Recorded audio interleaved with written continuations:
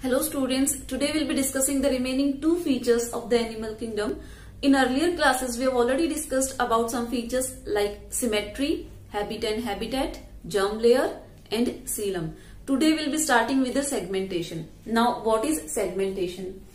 The body is externally and internally divided into some segment. मतलब जो organism की body है वो बाहर की तरफ से और अंदर की तरफ से कुछ segments में divided रहती है with serial repetition of at least some organs. और अंदर के कुछ organs भी repeated form में present रहते हैं. मतलब जो segment है वो उनमें repeated form में present रहती है. तो this type of segmentation is also known as metameric segmentation, जो कि हम बाद में डिस्कस करेंगे. अभी आप इतना समझो कि सेगमेंटेशन का मतलब क्या है कि कोई चीज जो सेगमेंट्स में प्रेजेंट है. जैसा कि आप स्क्रीन पे एक डायग्राम देखेंगे, it is the body of earthworm. और इसमें देखो आपको ऐसे लाइन जो स्ट्रक्चर दिखाई दे रहा है, दीज आर द सेगमेंट. ठीक है, तो ऐसे एनिमल्स जिनमें ये फीचर पाया जाता है तो हम क्या कहेंगे, they are segmented, their body is segmented. Okay, the example will be earthworm. ठीक है, now the next is notopode. Okay, it is mesodermal in origin. Now we know what is mesodermal means, है ना. हमने 3 germ layers पढ़ ली हैं, तो अब हमें mesodermal origin भी पता है. मतलब ऐसे organs या फिर ऐसे structures जो mesoderm से derived हैं, है ना, mesoderm से बने हैं, वो क्या कहलाएंगे, mesodermal in origin. और जो ectoderm से, जो सबसे ऊपर वाली लेयर थी, वहां से जो स्ट्रक्चर्स बने हैं बॉडी में, वो क्या कहलाएंगे, ectodermal in origin. ऐसे ही जो एंडोडर्म से बने हैं वो क्या कहलाएंगे, एंडोडर्मल इन ओरिजिन. तो ये बात क्लियर है, तो आप कह सकते हैं कि notochord it is a mesodermal in origin. मतलब जो बीच वाली जो लेयर है वहां से इसका फॉर्मेशन हुआ है. अब ये नोटोकोड है क्या, दिखती कैसी है. It is a road like structure. ठीक है, ऐसे सॉलिड रोड लाइक स्ट्रक्चर आप इसको इमेजिन कर सकते हो, formed on the dorsal side. ठीक है, अब ये डोर्सल साइड मतलब ये जो बैक साइड वाली जो ये वाली जो साइड है, this is our dorsal side. तो इसकी पोजीशन क्या होगी, dorsally. It is located dorsally. जैसे आपको पता होगा कि ये वाली जो साइड है front side, this is ventral and this back side this is dorsal. And हमारे जहां पे हाथ अटैच है, this is the lateral side of our body. ठीक है, तो 3 साइड्स आपको पता होंगी. And during embryonic development it is present in some organisms. अब जरूरी नहीं है कि notochord as it is adult form में भी प्रेजेंट होगी. मतलब जो ऑर्गेनिजम्स हैं उनकी ये एम्ब्रियोनिक फॉर्म में पाई जा सकती है. मतलब कि जब वो फीटस होंगे, एम्ब्रियो होंगे, during that time it may be present and afterwards it may be modified. ठीक है, तो पूरी थ्रू आउट लाइफ ये प्रोमिनेंट फॉर्म में नहीं मिलती है. ठीक है, कुछ ऑर्गेनिजम्स में. इसको हम डिटेल्ड स्टडी करेंगे जब हम कोडेट्स पढ़ेंगे. ठीक है, और ऐसे ऑर्गेनिजम्स जिनमें ये फीचर पाया जाता है, that is notochord, they are known as chordates. ठीक है, इतनी बात क्लियर है. यहाँ पे हमारे सारे टर्म्स जो भी इस चैप्टर में यूज होंगे, सारे के सारे हमने डिस्कस कर लिए हैं. Now will be discussing A chart, A flow chart which is given in the NCERT. एक बार हम उस चार्ट को देख लेते हैं. अब हम बात करते हैं इस फ्लो चार्ट की. ये जितने भी हमने टर्म्स स्टडी किए थे उनके बेसिस पे हमने कैसे क्लासिफाई किया है ऑर्गेनिजम्स को अलग अलग फाइलम में. ठीक है, अब वो कैरेक्टरिस्टिक्स हम स्टडी करेंगे. सबसे पहले कौन सा किंगडम हम स्टडी कर रहे हैं, दिस इज एनिमेलिया. ठीक है, हम एनिमल किंगडम की बात कर रहे हैं, तो किंगडम क्या होगा, एनिमेलिया. ठीक है, अब सबसे पहले हमने बात की थी लेवल ऑफ ऑर्गेनाइजेशन, है ना. It may be cellular level, tissue level, organ level और ऑर्गन सिस्टम लेवल. तो यहां से हमने 2 में डिवाइड कर दिया है. One is cellular level. कुछ ऐसे भी ऑर्गेनिजम्स थे जो क्या शो कर रहे थे, सेलुलर लेवल ऑफ ऑर्गेनाइजेशन. उसके बाद others were showing tissue level और ऑर्गन लेवल या फिर organ system level of organisation. तो यहाँ पे हमने उन ऑर्गेनिजम्स को अलग अलग कैटेगरी में डिवाइड कर लिया है. Now the cellular level organisation was shown by Porifera. एक ग्रुप है पोरीफेरा. ठीक है, फाइलम है पोरीफेरा. इसमें स्पॉन्जेस आते हैं. ठीक है, तो it was just the aggregation of cell, हमने बात की थी. ठीक है, तो इनका लेवल ऑफ ऑर्गेनाइजेशन क्या हो गया, सेलुलर लेवल ऑफ ऑर्गेनाइजेशन. अब हम बात करेंगे टिश्यू लेवल, ऑर्गन लेवल या ऑर्गन सिस्टम लेवल की. अब जब हम सेकेंड टर्म में आते हैं, सेकेंड टर्म हमने क्या डिस्कस किया था, it was symmetry. Asymmetrical, radial symmetry और बाइलेटरल सिमेट्री. ये 2 टाइप की सिमेट्री हमने डिस्कस की थी और एक तो एसिमेट्री ही था, मतलब कोई टाइप की सिमेट्री ही नहीं थी. तो again we have divided into two types, that is radial symmetry and bilateral symmetry. अब रेडियल सिमेट्री वाले ऑर्गेनिजम्स कौन से हैं? तो वो था हमारा सीलंट्रेटा। अब आपको एक और चीज याद रखनी है कि सिमेट्री के साथ साथ it was also showing tissue level of organisation, ठीक है। तो ये दो characters, radial symmetry as well as tissue level of organisation, it was shown by सीलंट्रेट।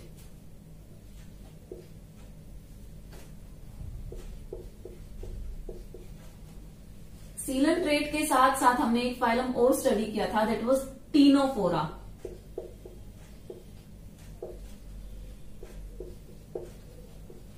ये तीनों फाइलम हमने लिख दिए हैं।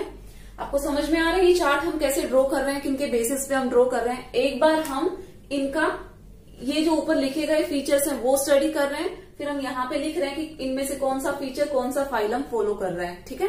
नेक्स्ट हम आते हैं बॉडी कैविटी पे कि इनके अंदर बॉडी कैविटी कैसी पाई जाती है। यहाँ पे देखो ब्लैंक है ना, सेलुलर लेवल ऑफ ऑर्गेनाइजेशन, मतलब हम बात कर रहे हैं किसकी, पोरिफेरा की। इसमें कोई बॉडी कैविटी ही नहीं थी, ठीक है, हमने कोई बॉडी कैविटी नहीं पढ़ी थी। उसके बाद में हमने जब सीलंट्रेटा की स्टडी की थी तभी भी हमने कोई सीलम नहीं पढ़ी थी, ठीक है, बॉडी कैविटी थी ही नहीं। ना तो वो सिलोमेट थे या फिर सूडोसिलोमेट थे, ऐसा कोई कैटेगराइजेशन हमने नहीं स्टडी किया था। तो देखो इस वाले फीचर में भी हमने ऐसा कुछ दोनों ग्रुप में खाली है, यहाँ पे भी कुछ नहीं है, यहाँ पे भी कुछ नहीं है। In the same way second वाला जो ग्रुप है यहाँ पे भी अभी तक कुछ नहीं है। इतनी बात क्लियर है। अब हम आते हैं एसिलोमेट पे, ठीक है। एसिलोमेट सबसे पहले किसमें हमने बोला था, सबसे पहले हमने बात की थी प्लेटीहेल्मिन्थिस में। और आपको अगर याद हो तो मैंने पढ़ाते वक्त, मैंने समझाते वक्त बताया था कि प्लेटीहेल्मिन्थिस एक ऐसा फाइलम है जहां पे it is also a triploblastic, तीनों जर्म लेयर्स डेवलप हो चुकी हैं लेकिन अभी तक कैविटी का फॉर्मेशन नहीं हुआ है। तो आप याद रख सकते हो कि जब कैविटी का फॉर्मेशन ही नहीं हुआ मीन्स दे आर एसिलोमेट, ठीक है। तो यहां पे आप क्या लिखोगे, एसिलोमेट में प्लेटीहेल्मिन्थिस,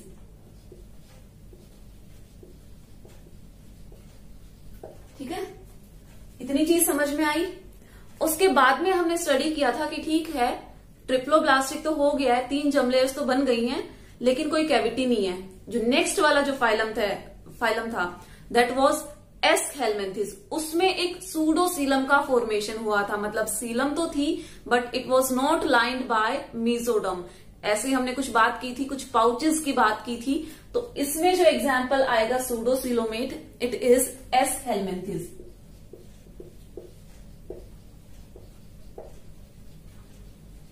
ठीक है। उसके बाद हमने बात की थी सीलोमेट की, ठीक है। वो सीलम कहां से स्टार्ट हो गई थी, जो ट्रू सीलम थी वो कहां से स्टार्ट हुई थी, it was started from the phylum Annelida, ठीक है। तो बात यहां आती है एनेलिडा, आर्थ्रोपोडा में भी थी ये,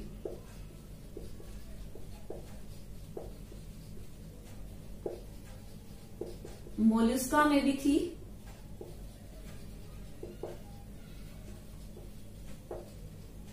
इकिनोडर्म्स में भी थी, और जो सीलम की बात हम कर रहे हैं it is also present in hemichordate. इसको भी हम स्टडी करेंगे कि क्या है हेमिकोडेटा। एंड अब जितने भी कोडेट हैं ये सीलम वाला कैरेक्टर उनके अंदर है। सीलम के साथ साथ एक कैरेक्टर और है यहाँ पे, दैट इज बाइलेटरल सिमेट्री, ठीक है। तो आप यहां से अगर देखना चाहो तो सिमेट्री स्टार्ट हो गई है, प्लेटीहेल्मिन्थिस में भी बाइलेटरल सिमेट्री है, एस्कहेल्मिन्थिस में भी है, एनेलिडा में भी है, आर्थ्रोपोडा में भी है, मोलस्का में भी है। यहाँ पे एक छोटा सा एक्सेप्शन है जो कि आपको याद रखना है, दिस इज इकिनोडर्म्स, ठीक है। इकिनोडर्म्स में क्या आती है, स्टारफिश, और starfish it shows radial symmetry, ठीक है। लेकिन एक और एक्सेप्शन है कि जो लार्वा है स्टारफिश का या फिर इकिनोडर्म्स में जो लार्वल स्टेजेस आती हैं दे शो बाइलेटरल सिमेट्री। तो ये पॉइंट मैं अलग से मेंशन कर देती हूं जो कि आपको याद रखना है।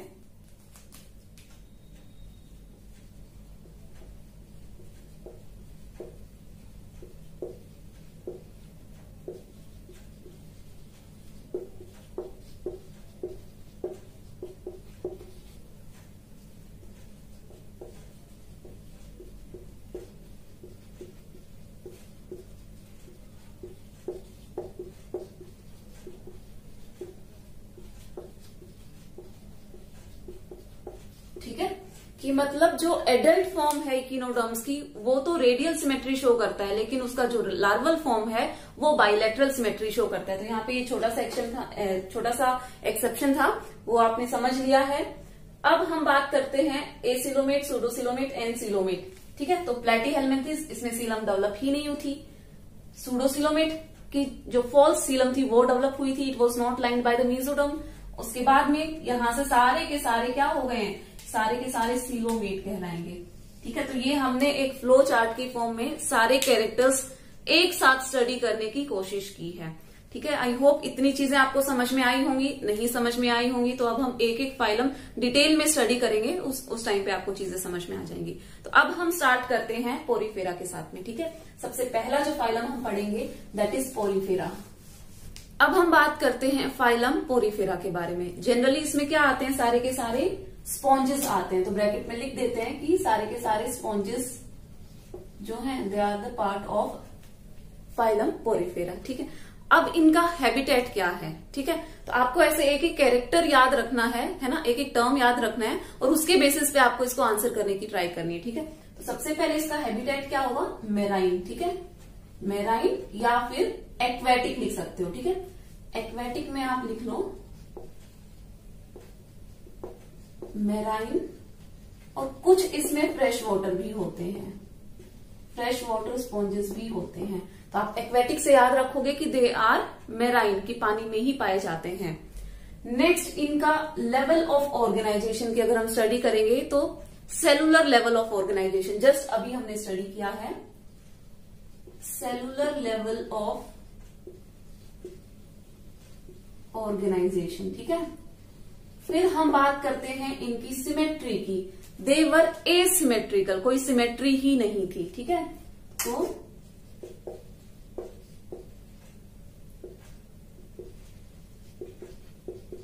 कैसे ऑर्गेनिजम्स थे ये, एसिमेट्रिकल ऑर्गेनिजम्स थे। ठीक है, अब इनमें एक स्पेशल फीचर पाया जाता है that is known as water canal system.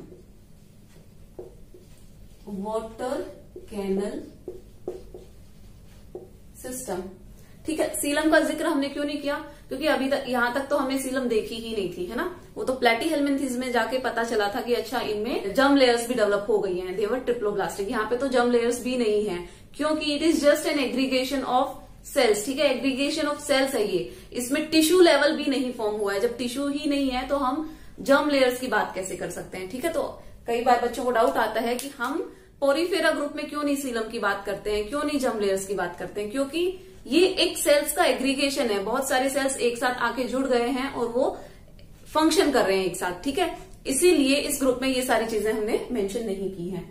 Now what is water canal system. ठीक है, जो हमने लिखा हुआ है वाटर कैनल सिस्टम, ये है क्या। ठीक है, इस सिस्टम को समझने के लिए आपको एक इमेजिन करना पड़ेगा मटके को। ठीक है, एक जैसा मटका होता है, ठीक है, राउंड लाइक स्ट्रक्चर है, उसमें एक ओपनिंग होती है।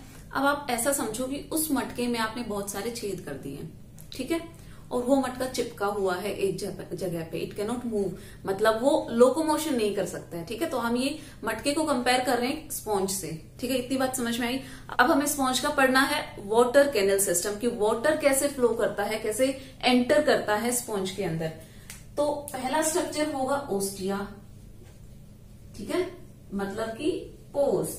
ओस्टिया मतलब क्या है यहाँ पे, पोर्स की जो मटका इमेजिन किया है उसमें जो छेद हैं दे आर ओस्टिया। ठीक है, वहां से पानी आया, मतलब they are aquatic organisms, right.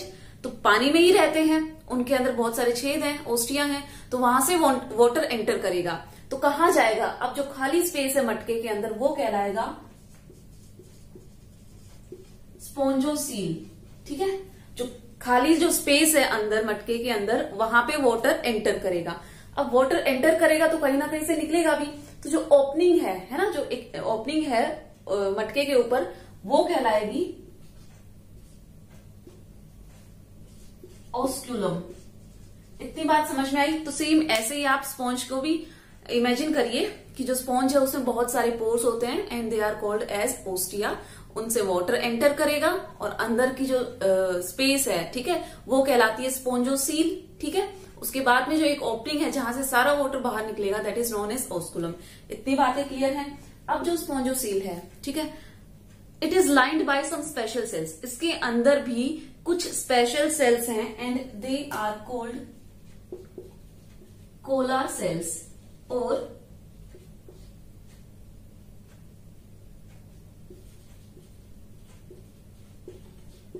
क्यानोसाइट। ठीक है, कोलार सेल या फिर क्यानोसाइट, इसका फंक्शन भी हम देखेंगे। दे आर फ्लैजेलर सेल्स, मतलब दे कंटेन फ्लैजिला, एक फ्लैजिला उनमें होता है एंड उस फ्लैजिला का क्या फंक्शन है कि वो फूड पार्टिकल्स को अपनी तरफ खींचता है। ठीक है, वाटर के साथ में जो भी फूड पार्टिकल्स आते हैं उनको लेता है और इन कोलर सेल्स के अंदर उस फूड का इंटरनल डाइजेशन होता है। तो स्पॉन्ज में डाइजेशन भी इंटरनल होता है, ये बात आपको याद रखनी है। और उसके बाद में ऑस्कुलम से पानी बाहर निकल रहा है। अब इसी चीज को हम एक डायग्रामेटिक व्यू में समझ लेते हैं। एक डायग्राम बना के स्पॉन्ज का डायग्राम बनाने की कोशिश करेंगे। तो ये स्ट्रक्चर दिख रहा होगा आपको कि हमने एक रफ डायग्राम बनाने की कोशिश की है, किसकी, स्पॉन्ज की।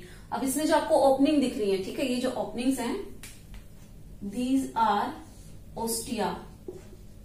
ठीक है, जितनी भी ओपनिंग्स हैं यहां से वाटर एंटर करेगा। ठीक है, जितनी भी पोर्स आपको दिखाई दे रहे हैं दे आर ओस्टिया। अंदर जो आपको स्पेस दिखाई दे रहा है, ये जो स्पेस दिखाई दे रहा है, ये स्पेस क्या कहलाएगा, स्पोंजोसील।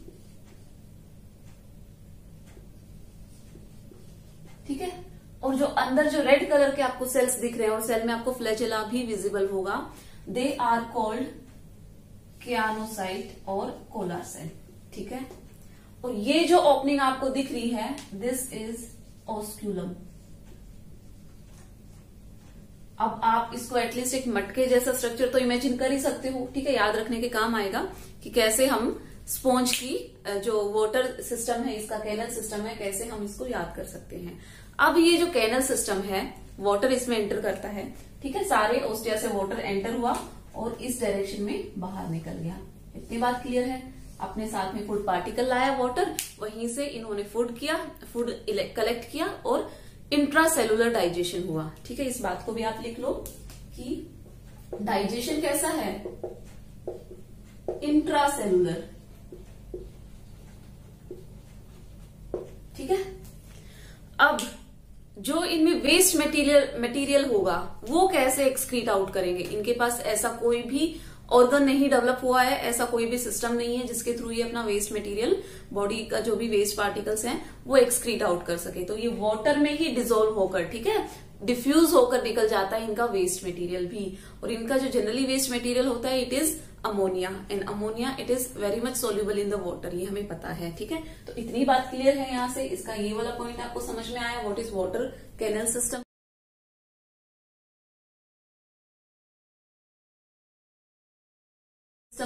अब हम बात करते हैं, दे आर हर्माफ्रोडाइट।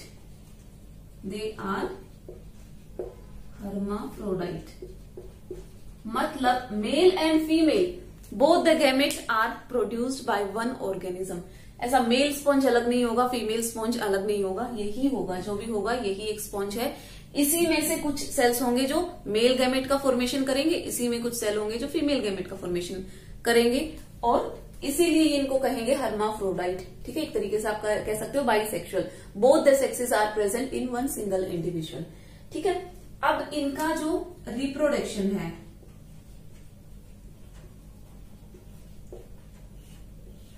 फ्रेगमेंटेशन से भी होता है। ठीक है,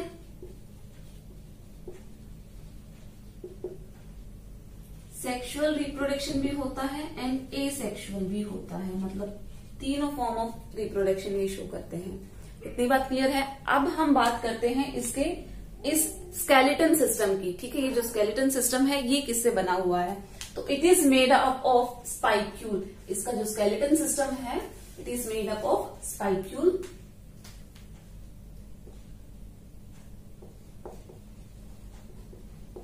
skeleton made up of spicule और स्पॉन्जिन फाइबर। ठीक है, स्पॉन्जिन फाइबर्स या फिर स्पाइक्यूल्स, इनसे ये बना रहता है, ये स्ट्रक्चर बना रहता है। इतनी बात क्लियर है। अब हम बात करते हैं इसका डेवलपमेंट कैसा होगा और फर्टिलाइजेशन कैसा होगा। ठीक है, तो development is indirect and fertilisation is internal. ठीक है, इसी के अंदर फर्टिलाइजेशन भी होता है। तो इंटरनल फर्टिलाइजेशन, ये सारे टर्म्स मैंने आपको क्लियर किए हुए हैं पहले, इसलिए मैं यहाँ पे इनको डिफाइन नहीं कर रही हूँ। आप मेरे प्रीवियस वीडियोस देख सकते हो। And indirect development. अब इनडायरेक्ट डेवलपमेंट से आप क्या समझते हो, मतलब लार्वल फॉर्म इज प्रेजेंट, ठीक है। जो भी इंडिविजुअल पैदा हो रहा है एक तरीके से, वो अपने पेरेंट्स जैसा नहीं दिख रहा है, एडल्ट फॉर्म जैसा नहीं दिख रहा है, वो एक लार्वा, एक अलग क्रिएचर जैसा दिख रहा है। जैसा कि आपने 8th स्टैंडर्ड में सबसे पहले पढ़ा होगा कि व्हाट इज लार्वा, फ्रॉग का लार्वा वहां पे पढ़ा था, टेडपोल, ठीक है। तो ऐसे ही स्पॉन्जेस में भी एक लार्वल स्टेज है, इसीलिए हमने लिखा है इट इज इनडायरेक्ट डेवलपमेंट। इतनी बातें क्लियर हैं। अब जो स्पॉन्जेस हैं ये हमारे यूज में भी आते हैं, ठीक है। अलग अलग स्पॉन्ज होते हैं, अभी हम पढ़ेंगे, इनके एग्जाम्पल्स पढ़ेंगे। तो एक चीज आप याद रखना कि जो हम बर्तन वर्तन धोने के लिए स्पॉन्ज वगैरह यूज करते हैं, या फिर बेथिंग के लिए, नहाने के लिए भी जो स्पॉन्ज यूज करते हैं, वो तो आर्टिफिशियल स्पॉन्ज होते हैं, बट रियल में भी ऐसे ही स्पॉन्ज होते हैं। मतलब ऐसे आप स्क्वीज आउट कर सकते हो उनको। एक्चुअली में ऐसा ही इनका स्केलेटन सिस्टम होता है। जब इनकी डेथ हो जाती है तो हम उनको यूज करते हैं, ठीक है। अब हम बात करते हैं इसके एग्जाम्पल्स की। साइकोन, स्पॉन्जिला एंड यूस्पोंजिया, ये 3 एग्जाम्पल्स आपको याद रखने हैं। स्पॉन्जिला को हम कहते हैं फ्रेश वाटर स्पॉन्ज, ठीक है, क्योंकि ये फ्रेश वाटर में पाया जाता है, फ्रेश वाटर स्पॉन्ज। एंड यूस्पोंजिया को हम कहते हैं बाथ स्पॉन्ज, क्योंकि नहाने के लिए यूज में लिया जाता है, तो बाथ स्पॉन्ज। इतनी बात क्लियर है। यहां पे ये पूरा का पूरा फाइलम दैट इज पोरिफेरा हम कंप्लीट करते हैं। इससे रिलेटेड आपको कोई भी डाउट है तो आप कमेंट सेक्शन में डाल देना। नेक्स्ट वीडियो में हम उसको कवर करने की कोशिश करेंगे। अब अगले वीडियो में हम सीलन ट्रेड से स्टडी करना स्टार्ट करेंगे। Okay, thank you so much.